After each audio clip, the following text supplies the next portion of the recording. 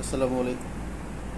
চতুর্দিকে যেভাবে সবাই আন্দোলন শুরু করছে, তাতে বাসায় বাড়িতে যারা কাজ করে, কাজের বুয়ারা যারা, তারাও এক দফা এক দাবি নিয়ে নামবে যে যেহেতু বাসা বাড়িতে তারা বউয়ের চেয়ে বেশি কাজ করে, অতএব তাদেরও এক দফা এক দাবি যে তাদেরকে বউয়ের মর্যাদা দিতে হবে।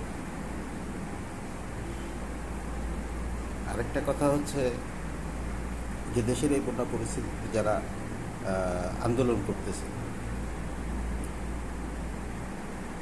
আসলে এই সময় আন্দোলন করার মানে হচ্ছে যে আপনারা দেশকে অস্থিতিশীল পরিবেশে রাখতে চাচ্ছেন, এবং এই আন্দোলনগুলো যে দাবি আদায়ের আন্দোলন না, এগুলো আসলে পরিকল্পিত আন্দোলন।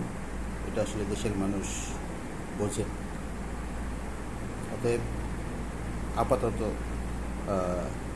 আন্দোলন থেকে বিরত থাকেন, দেশকে ভালোবাসেন। আসসালামু আলাইকুম।